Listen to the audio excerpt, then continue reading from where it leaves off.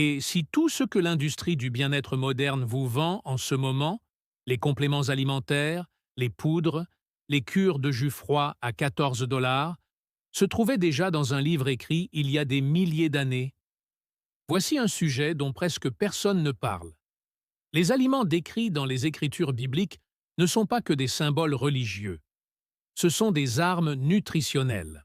Et les chercheurs mènent actuellement des essais cliniques qui aboutissent systématiquement à la même conclusion stupéfiante. Les peuples anciens savaient exactement ce qu'ils faisaient.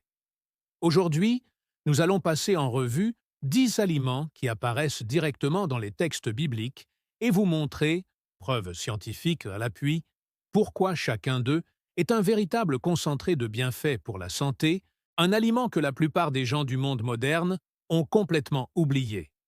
Suivez-moi tout au long de cette liste, car le numéro 4 était si puissant sur le plan médical que les anciens Égyptiens l'ont répertorié dans plus de 20 préparations médicales différentes. Et le numéro 9 fut offert en cadeau de luxe par un patriarche à un souverain égyptien. Un don, pas du grain, pas de l'or, cet aliment en particulier. Et une fois que vous aurez découvert de quoi il s'agit et quels sont ses effets sur votre système cardiovasculaire, vous comprendrez parfaitement pourquoi. Très bien, entrons dans le vif du sujet. Numéro 10. Les dattes. La barre énergétique originale qui a permis à des armées de survivre. Commençons par les dattes, car elles sont probablement l'aliment le plus sous-estimé de toute cette liste. Le palmier dattier est mentionné plus souvent dans les textes bibliques et les écritures de l'ancien Moyen-Orient que presque tous les autres arbres fruitiers, et on ne l'a pas célébré parce qu'il était joli. Elle était célébrée car elle permettait de maintenir des populations en vie dans certains des climats les plus rudes de la planète. Réfléchissez-y. Des soldats traversent un terrain désertique, des commerçants parcourant des centaines de kilomètres à pied, des pèlerins se rendant à Jérusalem pour les jours de fête. Qu'est-ce qu'ils transportaient? Les dattes. Riches en calories, se conservent des mois sans réfrigération et regorgent de sucre naturel à absorption rapide qui recharge le corps sans la chute d'énergie qui suit la consommation de sucre raffiné. Mais voici ce qui rend les dattes intéressantes d'un point de vue médical. En plus d'être une source d'énergie rapide, elles contiennent des quantités importantes de magnésium, de potassium, de cuivre, de manganèse et de vitamine B. Le tout dans un seul morceau d'aliment que vous pouvez tenir dans la paume de votre main. La teneur en fibres ralentit suffisamment l'absorption de ces sucres naturels pour que la réponse glycémique soit beaucoup plus douce que si l'on consommait la même quantité d'édulcorants raffinés. Des recherches cliniques ont mis en évidence un phénomène remarquable concernant les dattes et la grossesse en particulier. De multiples essais contrôlés ont démontré que les femmes qui consommaient régulièrement des dattes au cours des dernières semaines de grossesse connaissaient des durées de travail significativement plus courtes et de meilleurs résultats en matière de dilatation cervicale à l'admission. Dans toute cette région, les sages-femmes de l'Antiquité prescrivaient des dattes précisément pour cette raison. L'obstétrique moderne rattrape désormais ce qu'ils savaient déjà. Les polyphénols et les tanins contenus dans les dattes possèdent également des propriétés antimicrobiennes. Les noyaux étaient réduits en poudre et utilisés en médecine traditionnelle arabe pour traiter les infections gastro-intestinales. Même la partie que la plupart des gens jettent est utilisée à des fins thérapeutiques. L'utilisation traditionnelle est simple. 3 à 5 dattes, comme source d'énergie rapide avant un effort physique ou un voyage. Édulcorant naturel en cuisine et en pâtisserie et moyen doux de rompre le jeûne, raison précise pour laquelle il est utilisé depuis des siècles pour mettre fin au jeûne du Ramadan. L'organisme les absorbe après une longue période de jeûne de manière douce et sans à-coups. Ce n'est pas un super aliment à la mode. Il s'agit d'un aliment de survie dont l'efficacité clinique remonte à des milliers d'années. Numéro 9. La pistache, la noix, qu'un patriarche a jugé digne d'un roi. Voici un passage de la Genèse que la plupart des gens ignorent. Lorsque Jacob envoie ses fils en Égypte en pleine famine dévastatrice, négocier avec un fonctionnaire qui contrôle toutes les réserves de céréales de la région, il leur dit d'apporter des cadeaux. Et les pistaches figurent sur la liste. Genèse 43:1. Relisez cela lentement. Un homme, négociant pour la survie de sa famille pendant une famine régionale, choisit les pistaches comme offrande à un souverain égyptien. Cela en dit long sur la valeur que l'on accordait à ces noix dans le monde antique. Ce n'était pas un encas, c'était une alimentation de qualité supérieure. Et la science moderne confirme que cette évaluation était justifiée. Les pistaches sont uniques parmi les noix par leur concentration en lutéine et en zéaxanthine, deux caroténoïdes qui sont les principaux composés protecteurs de la macula de l'œil. La consommation régulière de pistaches est désormais directement associée à une réduction du risque de dégénérescence maculaire liée à l'âge, l'une des principales causes de cécité dans les pays développés. Elles contiennent plus de potassium par portion que la plupart des autres noix, ce qui contribue directement à la régulation de la pression artérielle. Leur profil d'acides aminés essentiels est exceptionnellement complet pour un aliment végétal, ce qui en fait une source de protéines complémentaires puissante dans un régime alimentaire qui ne repose pas sur la viande. Mais ce qui surprend véritablement les chercheurs, c'est l'effet des pistaches sur l'intestin. Des études cliniques ont montré que la consommation régulière de pistaches augmente significativement les populations de bactéries bénéfiques dans le côlon, en particulier les souches de bifidobactéries, plus efficacement que la plupart des autres noix testées. Avant même que le terme microbiome n'existe, la famille de Jacob consommait l'un de ses plus puissants défenseurs comme un aliment de prestige. La structure de leurs parois cellulaires fait également que les graisses contenues dans les pistaches ne sont pas entièrement absorbées lors de la digestion. Une partie traverse le système digestif intact et nourrit les bactéries au lieu d'être stockée. C'est pourquoi ils procurent plus de satiété et moins de calories nettes que ce que leur étiquette indique. Usage traditionnel. Consommer cru ou légèrement grillé comme source quotidienne de nutriments. Réduits en pâte pour la cuisson. Pressés pour obtenir une huile utilisée sur la peau. Jacob comprenait la valeur. Nous devrions traiter les pistaches de la même manière que lui. Numéro 8. L'orge. Ce petit quelque chose qui fait la différence. Ce qui surpasse tout. L'orge n'est pas glamour. Ça n'a jamais été le cas. Dans le monde antique, c'était le grain des soldats en campagne, des marins en mer et des ouvriers qui n'avaient pas les moyens d'acheter du blé. Dans l'évangile de Jean, lorsque Jésus a nourri 5000 personnes avec des pains et des poissons, ces pains étaient faits d'orge. C'était le pain quotidien des gens ordinaires. Et il s'avère que cette personne lambda consommait l'une des céréales les plus protectrices pour le système cardiovasculaire jamais étudiée. L'orge contient la plus forte concentration d'une fibre appelée bêta-glucane, que l'on trouve dans toutes les céréales du monde. Et le bêta-glucane n'est pas une simple note de bas de page nutritionnelle. La FDA a officiellement approuvé une allégation de santé pour les produits alimentaires qui en contiennent, car les recherches sont extrêmement solides. Le bêta-glucane forme un gel épais à l'intérieur du tube digestif qui agit simultanément sur plusieurs fronts. Il ralentit l'absorption du glucose après un repas, réduisant considérablement les pics de glycémie.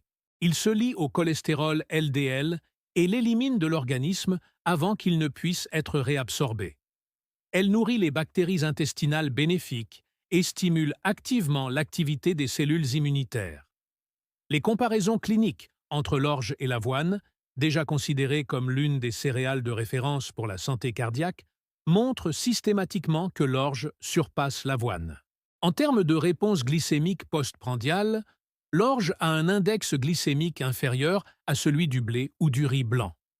Elle fournit une énergie stable et constante pendant des heures, contrairement aux pics et chutes rapides que produisent les céréales raffinées. Pour une céréale qui ne coûte presque rien, qui pousse sous presque tous les climats et qui est cultivée depuis plus de 10 000 ans, Son rendement nutritionnel est extraordinaire. La préparation traditionnelle consistait à cuire de l'orge entière sous forme de bouillie épaisse, à la moudre pour en faire du pain plat ou à l'ajouter au ragoût.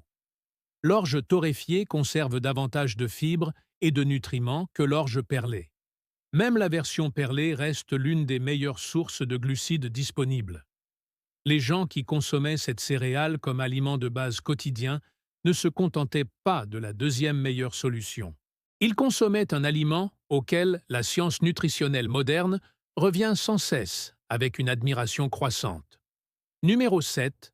La grenade, l'antioxydant qui ornait le temple de Salomon. Les piliers du temple de Salomon étaient ornés de 200 grenades sculptées. Il ne s'agissait pas d'un choix esthétique aléatoire, dans une culture où chaque élément de design était porteur de signification.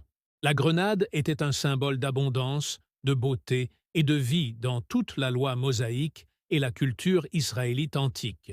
Et les explications scientifiques qui justifient ce statut pour ce fruit sont véritablement remarquables. La grenade contient un composé appelé acide punique, que l'on ne trouve pratiquement dans aucune autre source alimentaire sur Terre.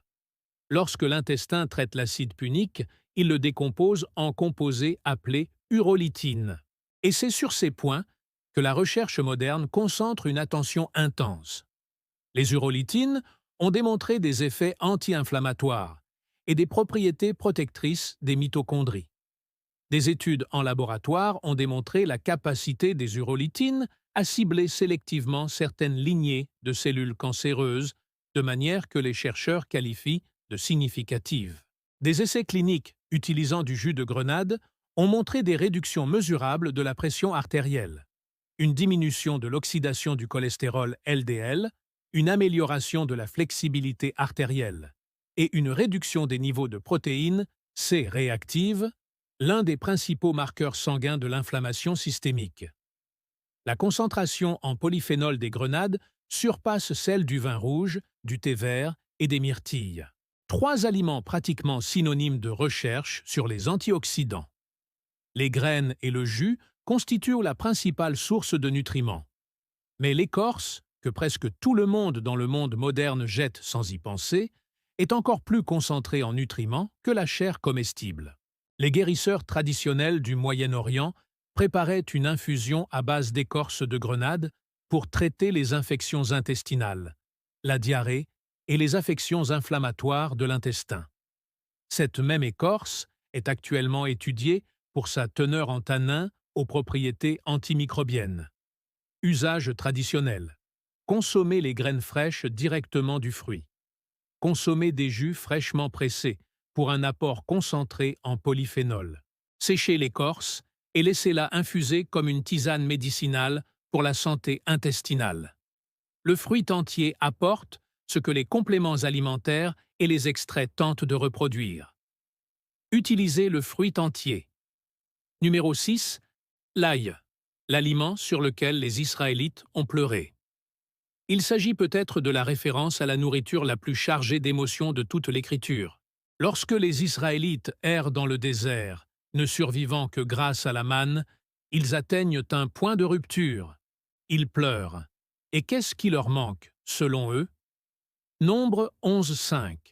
Le poisson d'Égypte, les concombres, les melons, les poireaux, les oignons et l'ail. L'ail leur manquait tellement que des adultes, tout juste libérés de l'esclavage, déploraient son absence dans le désert. Si vous comprenez ce que l'ail fait réellement au corps humain, leur chagrin devient parfaitement rationnel. Lorsqu'on écrase ou hache l'ail, un composé appelé allicine est produit par une réaction enzymatique. L'allicine est l'un des antimicrobiens naturels à spectre le plus large jamais identifié. Son activité contre les bactéries, les virus, les champignons et les parasites a été démontrée lors d'études cliniques. Il ne cible pas un seul pathogène. Il perturbe simultanément de multiples voies microbiennes, ce qui explique en partie pourquoi il est si difficile pour les micro-organismes de développer une résistance contre lui. Des essais cliniques contrôlés montrent qu'une consommation régulière d'ail réduit à la fois la fréquence et la durée des rhumes et des infections respiratoires. De nombreuses études confirment qu'il réduit la pression artérielle et le cholestérol LDL à des niveaux cliniquement significatifs. Il réduit l'agrégation plaquettaire, ce qui rend le sang moins sujet à la formation de caillots dangereux. Et il a des effets protecteurs documentés sur le foie, soutenant les enzymes de détoxification qui traitent et éliminent les composés nocifs de l'organisme. Le détail essentiel est le suivant. La lysine est instable à la chaleur. La chaleur la détruit. L'ail cru et fraîchement écrasé est nettement plus puissant sur le plan médicinal que l'ail cuit. Le monde antique le consommait des deux façons, condiments et vinaigrettes crus et conservés et cuisinés en ragoût. Mais la préparation crue était la préparation médicinale. Des papyrus médicaux égyptiens datant de plusieurs milliers d'années mentionnent l'ail dans plus de 20 recettes médicinales différentes. Les Israélites qui pleuraient, cela n'exagérait pas. Ils savaient par expérience directe ce que c'était que de vivre avec et sans. Numéro 5. Figue. La prescription qui sauva un roi. Voici un détail que la plupart des gens survolent, sans s'arrêter pour réfléchir à sa véritable signification. Dans le deuxième livre des rois, lorsque le roi Ézéchias est mourant d'une grave blessure infectieuse, le prophète Isaïe ne se contente pas de prier. Il donne des instructions médicales. Il prescrit une compresse de figue pressée directement sur la plaie. Et Ézéchias guérit. Pendant des siècles, on a considéré cela comme une métaphore ou une coïncidence. Les chercheurs ont alors commencé à analyser sérieusement les figues et ont découvert que la prescription d'Isaïe reposait sur une justification biochimique précise. Les figues contiennent une enzyme protéolytique appelée phyquine, qui décompose les tissus morts et endommagés, nettoyant ainsi une plaie de l'intérieur vers l'extérieur. Ils contiennent également des composés appelés psoraline et benzaldéhyde, aux propriétés antimicrobiennes documentées. Des études ont montré que le latex de figue fraîche, cette substance blanche et collante provenant de la peau d'une figue non mûre, inhibe la croissance bactérienne et accélère les premières étapes de la cicatrisation cutanée. Mais les figues ne servent pas uniquement aux soins des plaies. Consommés en interne, ils font partie des fruits les plus riches en minéraux que l'on puisse manger. Elles sont extraordinairement riches en fibres solubles, notamment en pectine, qui nourrit et diversifie les bactéries bénéfiques de l'intestin. Elles contiennent du magnésium, du potassium, du calcium et des vitamines B à des concentrations qui en faisaient, dans un monde sans multivitamines, un complément alimentaire quasi quotidien. Les figues fraîches, consommées à pleine maturité, fournissent une énergie à absorption rapide ainsi qu'une importante quantité de minéraux. Les figues séchées permettent de prolonger cet apport nutritionnel pendant les saisons où les fruits frais ne sont pas disponibles. Et la pratique ancestrale consistant à appliquer de la purée de figues fraîches sur une peau enflammée ou infectée mérite bien plus d'études cliniques modernes que celles dont elle a bénéficié jusqu'à présent. Isaïe n'a pas deviné. Il a prescrit un traitement et celui-ci a fonctionné. Numéro 4. Les oignons. Le roi prébiotique qui payait les bâtisseurs de pyramides. L'oignon figure aux côtés de l'ail dans la grande lamentation sur le désert du livre des Nombres, chapitre 11. Et leur présence dans cette liste d'aliments déplorés n'était pas fortuite. Les oignons n'étaient pas utilisés comme aromates. Ils constituaient un groupe alimentaire. Voici un détail historique qui permet de bien comprendre leur valeur. Les ouvriers égyptiens qui ont construit les pyramides étaient en partie payés en oignons et en ail. Il ne s'agissait pas d'une prime, mais d'un élément de leur salaire. Lorsqu'une civilisation qui construit les plus grandes structures de l'histoire de l'humanité rémunère ses travailleurs en nourriture, cette nourriture n'est pas un aliment facultatif, c'est fondamental. Et la science nous explique précisément pourquoi. Les oignons figurent parmi les sources alimentaires les plus riches en cortétine, un polyphénol aux effets anti-inflammatoires, antihistaminiques et antioxydants qui a fait l'objet de centaines d'essais cliniques. Des recherches montrent que la cortétine réduit sensiblement la pression artérielle, inhibe les voies de signalisation inflammatoire impliquées dans les maladies chroniques et diminue la réponse allergique en stabilisant les cellules musculaires. Mais le super-pouvoir moins connu des oignons réside dans leur teneur en fibres prébiotiques. Les oignons sont riches en fibres de fructose spécifiques de type inulène, qui traversent l'intestin grêle sans être digérées, et arrivent dans le côlon où elles nourrissent sélectivement les bactéries bêta-bactéries et les lactobacilles. Ce sont les souches fondamentales d'un écosystème intestinal sain. Le régime alimentaire des anciens Israélites était principalement composé d'ail, d'oignons et de poireaux consommés quotidiennement. Chacun d'eux appartient à la famille des alliums, et chacun d'eux est riche en ses composés prébiotiques. Sans jamais avoir de mots pour désigner le microbiome, cette culture mangeait d'une manière qui en construisait et en entretenait un de façon systématique. Les composés soufrés contenus dans les oignons soutiennent également les enzymes de détoxification du foie, aidant ainsi l'organisme à traiter et à éliminer plus efficacement les toxines environnementales. Les oignons crus, les salades et les préparations marinées apportent la dose maximale de cortétine. Les oignons cuits et pratiquement tous les autres aliments fournissent des fibres prébiotiques de façon durable. Ce ne sont pas des joueurs de soutien. Ils constituent le fondement. Numéro 3. Le miel brut, l'antimicrobien du paradis. Le miel et le lait coulent sous votre langue. Cantique des cantiques. Manger du miel, c'est bon pour la santé. Proverbe. La Bible ne mentionne pas les aliments aussi souvent par hasard. Le miel brut est mentionné dans plusieurs passages des Écritures, comme un aliment qui apporte force, clarté et guérison. Et la raison n'est pas la poésie, c'est de la biochimie. Le miel brut est l'un des antimicrobiens naturels les plus étudiés dans la littérature scientifique. Des recherches cliniques ont confirmé son efficacité pour tuer les bactéries résistantes aux antibiotiques, y compris les souches de sarme qui résistent aux antibiotiques pharmaceutiques grâce à 3 mécanismes distincts agissant simultanément. Il génère du peroxyde d'hydrogène au contact des tissus. Sa très faible teneur en eau et son pH acide créent un environnement où la plupart des agents pathogènes ne peuvent tout simplement pas survivre. Et elle contient une protéine appelée défensine 1 qui démantèle activement les structures cellulaires bactériennes. Une variété spécifique, appelée miel de Manuka, est désormais utilisée dans les pansements médicaux certifiés utilisés dans les hôpitaux du monde entier. Non pas en tant que médecine complémentaire, mais selon le protocole clinique standard. Le mot le plus important dans tout ce que je viens de dire, c'est « brut ». Lorsque le miel est chauffé à plus de 40 degrés environ, les enzymes responsables de son activité antimicrobienne commencent à se dégrader. Le miel clair, parfaitement liquide et à conservation illimitée que l'on trouve dans la plupart des épiceries, a été chauffé, filtré et transformé de manière à le métamorphoser d'un aliment médicinal en un sirop coûteux.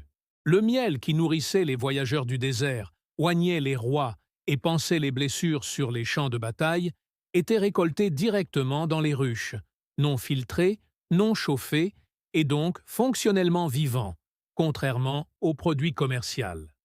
Le miel brut appliqué directement sur les plaies prévient l'infection et accélère la cicatrisation. Une cuillère à café dès les premiers signes de mal de gorge est efficace, car elle agit réellement et ne se contente pas d'apaiser. Mélangé à de l'eau tiède avec du citron, il favorise la réponse immunitaire sans les effets inflammatoires du sucre raffiné. Et voici quelque chose dont presque personne ne parle. Des archéologues ont découvert du miel vieux de 3000 ans dans des tombes égyptiennes, encore comestibles.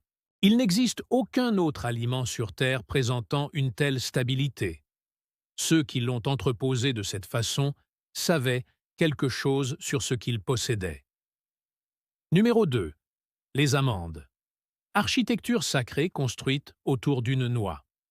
Lorsque Dieu donna des instructions à Moïse concernant la conception du manorah, le chandelier sacré du tabernacle, les coupes devaient avoir la forme de fleurs d'amandier. Lorsque la verge d'Aaron bourgeonna miraculeusement du jour au lendemain, en signe d'autorité divine, elle produisit des amandes. L'amandier a été choisi à plusieurs reprises, dans un contexte théologique important, comme symbole de vigilance et d'initiative divine, car c'est le premier arbre à fleurir chaque printemps, alors que tout le reste est encore en dormance. Ce choix symbolique a été fait par des personnes qui consommaient des amandes quotidiennement et observaient leurs effets sur leur organisme. Au gramme près, les amandes figurent parmi les aliments les plus riches en nutriments de la planète. Une seule portion fournit environ 37% des besoins quotidiens en vitamine E, sous sa forme la plus biodisponible. L'alpha-tocophérol, un antioxydant liposoluble qui protège les membranes cellulaires des dommages oxydatifs. Les dommages oxydatifs aux membranes cellulaires sont impliqués dans le vieillissement, les maladies cardiovasculaires et le développement du cancer. La vitamine E provenant d'aliments complets constitue l'une des principales défenses contre cette maladie. Les amandes sont également riches en magnésium, un minéral qui participe à plus de 300 réactions enzymatiques dans le corps humain. Une part importante de la population moderne est déficiente en raison de l'appauvrissement des sols et des régimes alimentaires composés d'aliments transformés. La carence en magnésium est liée à l'anxiété, aux troubles du sommeil, aux crampes musculaires, à l'hypertension artérielle et à une mauvaise régulation de la glycémie. Des essais cliniques portant spécifiquement sur les amandes ont démontré qu'une consommation régulière réduit le cholestérol LDL.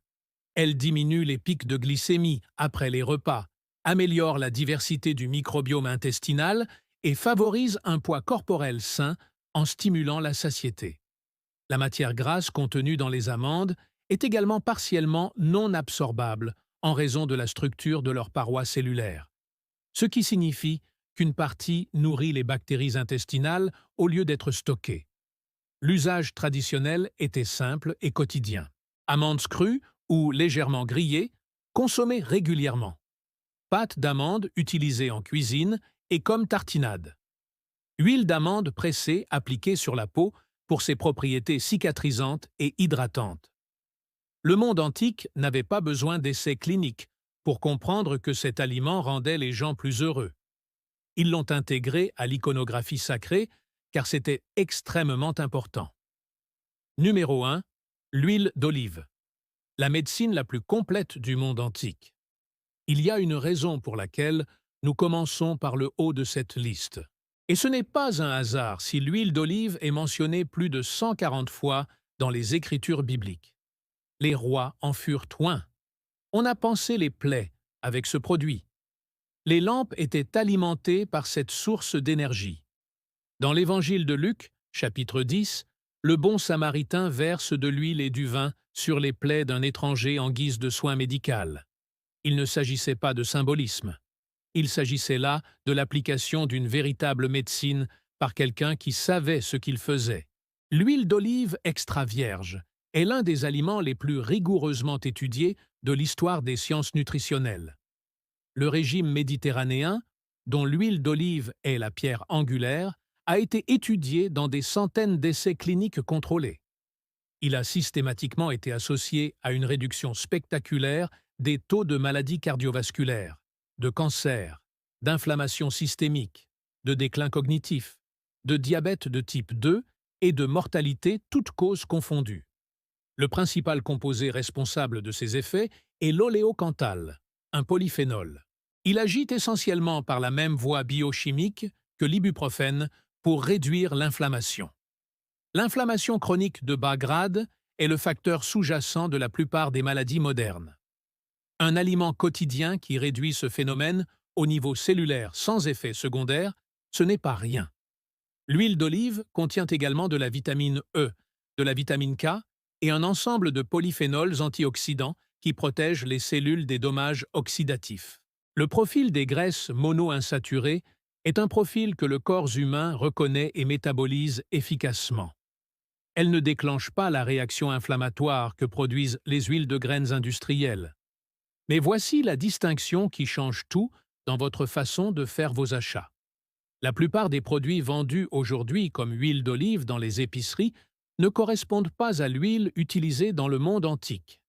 L'huile d'olive produite commercialement est souvent récoltée tardivement, lorsque sa teneur en antioxydants est plus faible.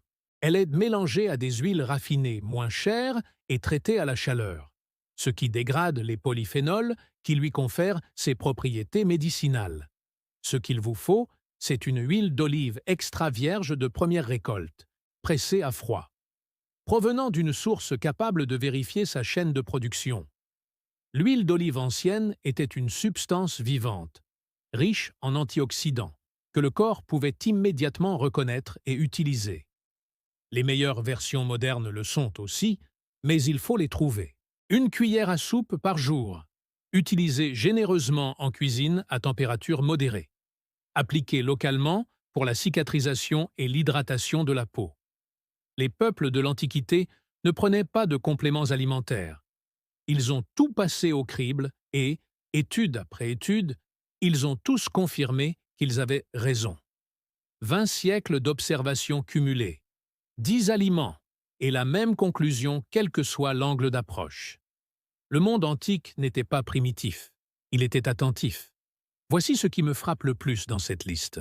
Aucun de ces aliments n'a nécessité l'utilisation d'un laboratoire pour être découvert. Chaque avantage que nous venons de passer en revue a été identifié grâce à des générations d'expériences humaines directes. Les gens ont consommé ces aliments, observé ce qui se passait et ont bâti des systèmes agricoles entiers, des économies commerciales et même des rituels religieux autour de leurs observations. La science moderne n'a pas découvert ces bienfaits. Elle a confirmé ces résultats par des essais cliniques, des analyses biochimiques et des études en double aveugle. Elle arrivait sans cesse au même endroit où des êtres humains prudents et observateurs étaient arrivés des milliers d'années auparavant, sans aucun de ces équipements. Cela devrait vous inciter à réfléchir différemment à ce que vous ingérez chaque jour. Le fossé entre ce qui vous guérit et ce qui est pratique n'a jamais été aussi grand qu'aujourd'hui. La plupart des aliments vendus aujourd'hui seraient méconnaissables pour les personnes qui ont bâti ces traditions. Huile transformée, céréales raffinées, miel chauffé dépouillé de ses enzymes. Ce ne sont pas les aliments que décrivait l'Écriture. Ce sont des imitations. Voici donc le défi que je souhaite vous soumettre. Choisissez 2 aliments de cette liste, seulement 2. Engagez-vous à vous procurer la version de la plus haute qualité possible et à l'intégrer pleinement à votre alimentation quotidienne pendant 30 jours. Non pas comme un complément, non pas comme un ajout, mais comme un aliment, comme ils ont toujours été destinés à être utilisés. Ensuite, prêtez attention à ce qui se passe, comme le monde antique prêtait attention à ce qui se passe. Si cette vidéo vous a ouvert de nouvelles perspectives, j'aimerais le savoir. Laissez un commentaire ci-dessous et dites-moi quel aliment vous a le plus surpris. S'agissait-il de figues utilisées comme compresse pour une plaie? Les pistaches offertes en cadeau royal? Le miel qui ne s'est jamais périmé dans un tombeau vieux de 30 000 ans? Je lis absolument tous les commentaires sur cette chaîne. Si vous n'êtes pas encore abonné, cliquez sur ce bouton maintenant et activez les notifications. Nous publions un message chaque semaine et ce n'est que le début. La vidéo suivante va encore plus loin. Vous ne voulez pas rater ça. À bientôt.